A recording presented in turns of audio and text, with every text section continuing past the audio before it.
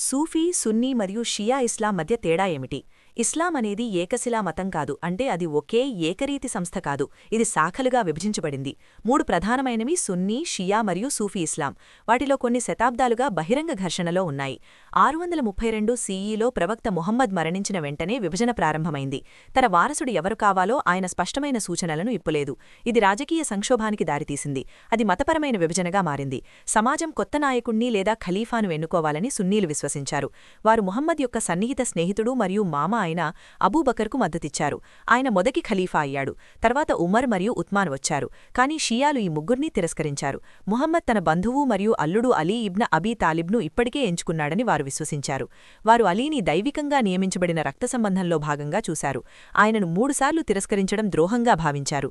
పౌర అశాంతి సమయంలో 656లో అలీ 4వ ఖలీఫా అయ్యాడు. కానీ అతని పాలన చాలా తక్కువ. 5 సంవత్సరాల తర్వాత అతను హత్యకు గురయ్యాడు. ఆ తర్వాత అతని కుమారుడు హుస్సైన్ సున్నీ ఉమయ్యద్ ఖలీఫాలపై తిరుగుబాటుకు నాయకత్వం వహించాడు. 680 CEలో జరిగిన కర్బలా యుద్ధంలో అతను చంపబడ్డాడు. షియా ముస్లింలకు ఇది ఒక మలుపు. నిరంకుశత్వాన్ని ఎదుర్కొని హుస్సేన్ మరణాన్ని అమరవీరునిగా భావించారు. షియాలు ప్రతి సంవత్సరం అషూరా అనే ప్రధాన సంతాప దినం రోజున అతని త్యాగాన్ని గౌరవిస్తారు. కాని వారు ప్రధాన శాఖ కాదు. మొత్తం ముస్లింలలో 85 నుండి 90% మంది సున్నీలు. వారు 4 న్యాయపాఠశాలలలో ఒకదాన్ని అనుసరిస్తారు: హనాఫీ, మాలికీ, షాఫీ లేదా హన్బాలీ. ఖురాన్ మరియు హదీసులను అర్థం చేసుకోవడానికి ప్రతి ఒక్కరూ ఉలామా అని పిలువబడే పండితులపై ఆధారపడతారు. అత్యున్నత నాయకుడు లేడు మరియు వివరణ ప్రాంతాల వారీగా మారవచ్చు. షియా ఇస్లాం మరింత క్రమానుగతమైనది. ఇమాంలు అని పిలువబడే వారి నాయకులను దేవుడు ఎన్నుకున్నాడని షియాలు నమ్ముతారు. ప్రారంభ షియాలు అలీ మరియు ఫాతిమా, ముహమ్మద్ కుమార్తె నుండి వచ్చిన ఇమాంల శ్రేణిని అనుసరించారు. నేడు చాలామంది షియాలు 12 ఏళ్లారు. వారు 12వ ఇమాంను నమ్ముతారు. అతను మెస్సియా లాంటి వ్యక్తిగా తిరిగి వస్తాడు.